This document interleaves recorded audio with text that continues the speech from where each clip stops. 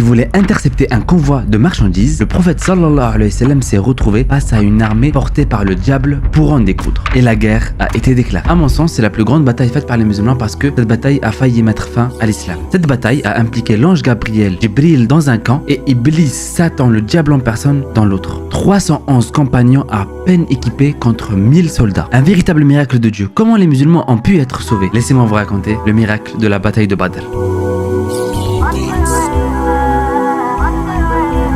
Assalamu alaikum, j'espère que vous allez bien. Petit message, cette vidéo est de très loin la vidéo où j'ai cherché pas mal de détails concernant l'histoire. Franchement, c'était très long. Donc si vous voulez me remercier, déjà abonnez-vous pour pouvoir voir les prochaines vidéos et mettez un petit commentaire, ça me ferait plaisir. Sur ce, bonne vidéo.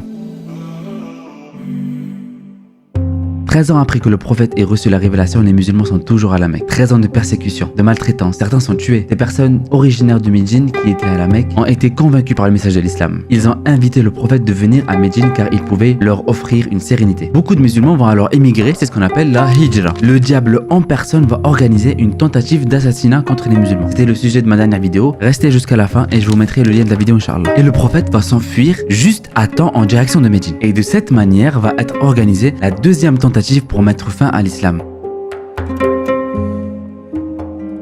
À cause de l'hégire, les musulmans ont laissé tout leur argent à la Mecque quand ils sont partis à Médine. Et les Quraysh, les habitants de la Mecque, ont décidé d'aller faire du commerce avec le bien et les trésors des musulmans en Syrie. Abu Sofyan, qui était un grand commerçant, et à cette époque il n'était pas encore musulman, a pris une caravane, un convoi avec le trésor des musulmans. Le prophète sallallahu alayhi wa sallam a eu connaissance de ce convoi-là et a décidé de l'intercepter pour récupérer les biens des musulmans. La deuxième année après l'hégire, les musulmans savaient que le convoi allait rentrer cette fois-ci de la Syrie jusqu'à la Mecque. Et ils ont attendu ce moment précis pour pouvoir l'intercepter. Et le prophète sallallahu alayhi wa sallam va envoyer des espions vers la Syrie pour savoir si le convoi a pris le départ et il est en route pour la Mecque. Et effectivement, le convoi est en route pour la Mecque. Et le prophète va dire: Ukhruju, sortez, la'allallahu yurji'u amwal al-muslimin. Peut-être qu'Allah va rendre l'argent des musulmans. Mais c'était pas une obligation sur les compagnons parce que le but était tout simplement juste d'intercepter une caravane de 40 personnes peut-être, sans savoir que le sujet allait se transformer à une des plus grandes batailles. Donc ils ont pris ce qu'ils avaient sur la main, sachant que les mieux équipés entre eux avaient une épée et un bouclier. Ça fait pas grand chose pour se battre. Et ils avaient deux chevaux, celui de Zubayr ibn al-Aoum et celui de Al-Miqdad, fils de Al-Asad. Et cette petite armée, on va dire, était composée des Muhajirin, donc ceux qui ont fait la hijra de la Mecque jusqu'à Médine, et des Ansar, donc ceux qui habitaient à Médine. Et pour faire le trajet, ils avaient 70 chameaux. Pour chaque chameau, 3 personnes, et ils se relayaient à 3 du coup. Et le grand compagnon Ali ibn Talib était avec le prophète sallallahu alayhi wa sallam et le compagnon Abu Lubaba. Quand le tour de Ali ibn Talib est arrivé, Ali a dit au prophète sallallahu alayhi wa sallam: je ne supporte pas l'idée de te voir marcher alors que moi je suis assis sur le chameau. Au prophète d'Allah, je te passe mon tour. Abu Lubaba a saisi l'occasion et a dit: moi aussi au prophète d'Allah, je préfère que tu restes assis sur le chameau. C'est plus méritant pour le prophète d'Allah d'être assis et plutôt que nous en marche. Et le prophète sallallahu alayhi wa sallam va dire: ma antum bi aqwiya minni ala al-mashi. Vous n'êtes pas plus fort que moi sur la marche. Subhanallah, regardez juste le comportement du prophète sallallahu alayhi wa sallam. Et les musulmans sont arrivés à un endroit qui s'appelle Bayt Sour. C'était pas très loin de Médine. Et le prophète sallallahu alayhi wa sallam va envoyer 2 personnes qui vont prendre de l'avance jusqu'à Badr, voire un peu plus loin, pour suivre l'avancée du convoi. Donc ce qu'ils vont faire, ils vont monter dans un endroit en hauteur à Badr et ils vont voir le convoi de Abu Sofyan arriver au loin. Donc c'est confirmé, ils vont vite retourner pour prévenir le prophète sallallahu alayhi wa sallam. Sauf que pendant ce temps-là, Abu Sofyan est très intelligent et il sent que quelque chose ne va pas. Et au même moment, Abu Sofyan, le dirigeant du convoi, va descendre en personne et aller à Badr pour trouver quelques renseignements. Il va donc trouver quelques habitants de Badr et il va leur demander s'ils ont vu quelque chose d'étrange ou si tout simplement ils ont vu des personnes venir. Ils ont dit franchement non, rien de bizarre, mais on a juste vu 2 personnes venir avec leurs chevaux. Mais voilà, ils sont vite repartis. On pense pas qu'ils avaient quelque chose derrière la tête quoi. Ils étaient où? Ils lui ont donc indiqué là où ils étaient. Abu Sofyan il est parti. Wallahi bi anna uyuna Muhammad alayna. Je jure que les yeux de Muhammad sont sur nous. Sallallahu alayhi wa sallam. Et que son intention est notre convoi. Et il va prendre les excréments des chevaux, il va regarder comme ça et il va remarquer que les excréments de ces chevaux là sont similaires aux excréments des chevaux de Médine. Il était très intelligent et très expérimenté. Il va envoyer Damdama ibn Auf en express à la Mecque pour les avertir et demander leur aide pour qu'ils puissent rentrer en sécurité. Et il va décider de changer de direction, donc ne pas faire passer le convoi par Badr.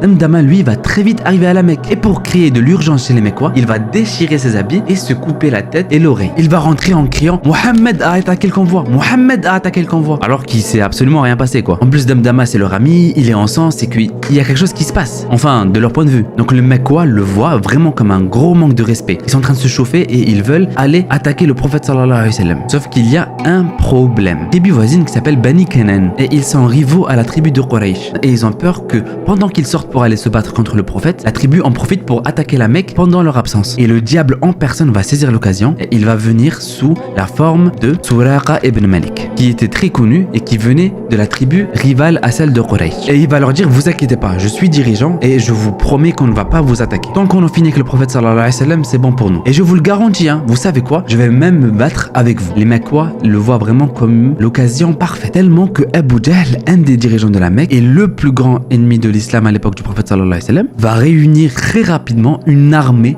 de plus de 1000 soldats suréquipés. Ils étaient armés jusqu'aux dents à base d'armures, d'épées, de boucliers. Et Damdama leur a dit que les musulmans sont faibles. Et ils savent très bien que de toute façon, à Médine, les musulmans sont très faibles. Déjà, c'est pas des combattants et ils sont pas équipés. À peine s'ils ont des épées, quoi. Mais ils voulaient être sûrs pour en finir avec eux. Ils le voyaient vraiment comme l'occasion parfaite pour tuer le prophète sallallahu alayhi wa sallam dans les règles de l'art. L'armée commence à se diriger vers Badr et entre-temps, Abu Sufyan fait son chemin tranquillement, sans problème. Il a esquivé les compagnons du prophète sallallahu alayhi wa sallam et le convoi va très bien. Il arrive d'ailleurs bientôt à la Mecque. Donc ce qu'il va faire, il va envoyer un compagnon qui s'appelle Qais qui va intercepter l'armée de la Mecque qui se dirige vers Badr pour leur dire que finalement ça va, il n'y a absolument rien. Les Mecquois vont dire non, non, non, on va pas reculer après ce que les musulmans ont essayé de faire. Ils sont que 300, on est en surnombre, on va les exterminer. On a 100 chameaux, on a 100 chevaux et de l'autre côté, les musulmans avaient que 2 chevaux.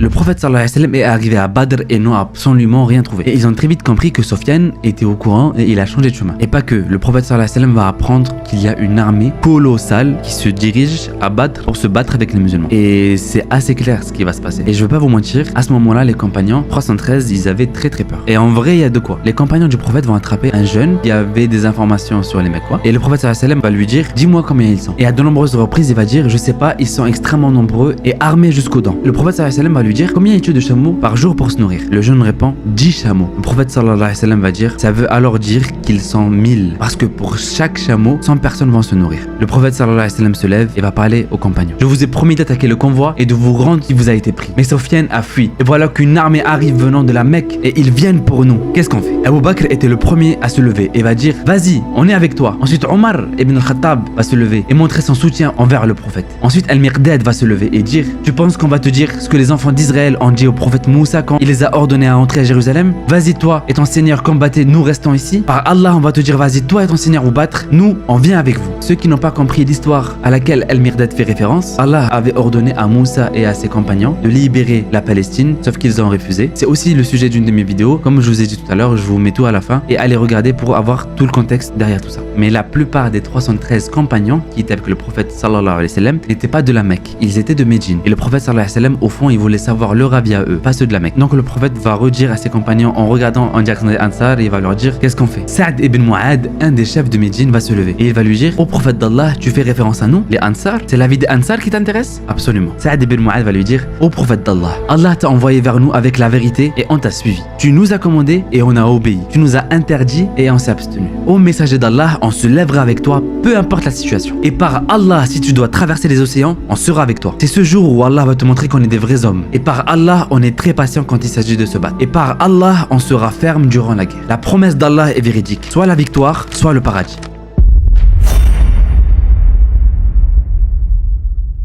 Et ils vont arriver jusqu'à Badr pour la bataille. Et en pleine nuit, les deux armées vont se mettre face à face. Les musulmans dorment et se reposent. Le prophète, quant à lui, est éveillé et en train de prier pour la victoire. Ce qui s'est passé cette nuit, c'est qu'il a énormément plu et les musulmans ont la hauteur naturelle. Ça veut dire que les Mecquois, c'est eux qui vont devoir faire l'effort pour charger les musulmans. Et l'eau est descendue là où il y avait les ennemis et le sable s'est transformé comme un type de boue. Et c'est de cette façon que la bataille va se faire. Les deux armées sont face à face. Les musulmans vont crier Ahadun Ahad, Dieu est un. De l'autre côté, le diable qui était sous la forme de Suraqa les encourage. Et il va leur dire personne ne peut vous battre aujourd'hui. Vous êtes certainement les victorieux. Et il y a de quoi, ils sont 1000 soldats face à 313 personnes. 100 chevaux face à 2. Et il y avait une tradition chez les Arabes, c'était que les 3 meilleurs soldats de chaque camp s'affrontaient avant la bataille. Du côté de Quraysh, les 3 meilleurs soldats sont Utba ibn Rabi'a, Shayba al-Walid et al-Walid ibn Utba vont sortir du côté de Quraysh. Et ils vont dire qui va nous affronter. Alors 3 qui étaient originaires de Médine vont sortir, Abdullah ibn Rabah, Aouth et Mu'ad. Ils vont se mettre face à face et les Mecquois vont leur dire qui êtes-vous? Nous on n'a pas de problème contre vous les Ansar. Ansar. On veut les traîtres de chez nous, des gens de notre propre sang. Ils font référence aux compagnons qui ont quitté la Mecque pour se réfugier à Médine. Alors le prophète sallallahu alayhi wa sallam appelle. Il dit Ya Hamza, Ya Ali, Ya Utba,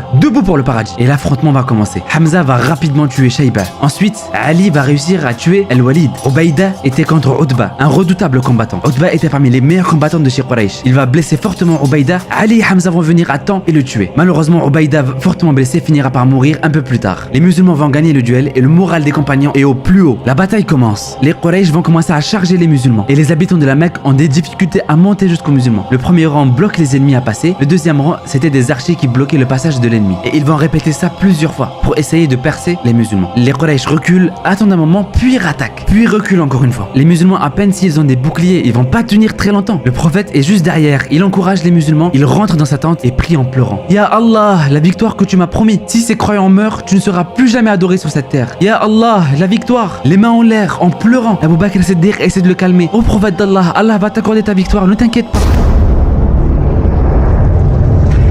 Quelque chose arrive. Le prophète se met à trembler. Il sort de sa tente, regarde dans les cieux. Allahu Akbar. Jibril descend du ciel avec tellement d'anges. Ya Abu Bakr, regarde. Ya Jibril, ya Mikaïl. Abshir ya Abu Bakr. Allahu Akbar. Jibril va venir et dire au prophète sallallahu alayhi wa sallam, de la même manière que tes compagnons sont les meilleurs parmi les muhajirin et les ansar, les anges qui sont avec moi sont les meilleurs des 7 cieux. La victoire d'Allah arrive. Le prophète sallallahu alayhi wa sallam se met aux côtés des compagnons. Les musulmans chargent l'ennemi. Abdullah ibn Abbas a dit, j'ai vu à côté de moi des musulmans que je n'ai jamais vus. Il était à terre et alors qu'il y avait un ennemi qui le chargeait et qui allait le découper sur son cheval, il a entendu une voix dire Aqdim Hayzoum. Ça veut dire vas-y Hayzoum, avec comme un bruit de fouet. Il regarde devant lui et il voit une lance qui va toucher l'ennemi sur le cheval qui était en train de le charger. Hayzoum est le cheval d'un ange du 3e ciel qui lui a littéralement sauvé la vie. De l'autre côté, il y a le diable sous la forme de Suraqa qui voit l'ange Gabriel se battre du côté des musulmans.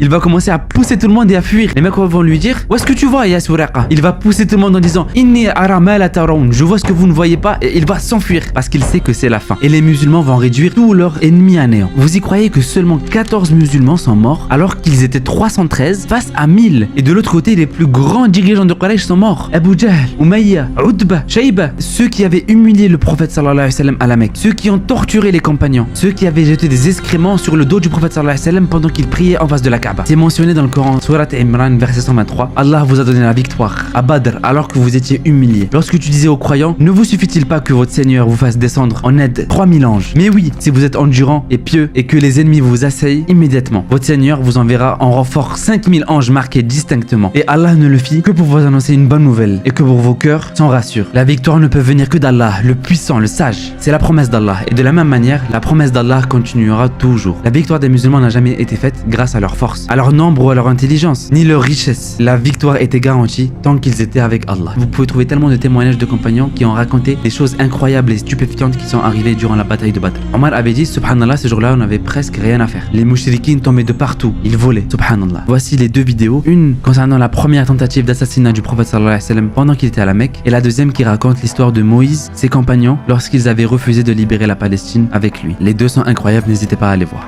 N'oubliez pas la cagnotte que je vous ai parlé en début de vidéo. Franchement les gars, ça me tient vraiment à cœur. Inch'Allah, on pourra même aller là-bas et je pourrai vous montrer qu'ils ont mis en place, faire un beau voyage humanitaire pour aider les musulmans un peu partout dans le monde. Franchement, ça me tient à cœur les gars. Je compte sur vous. Salam alaikum.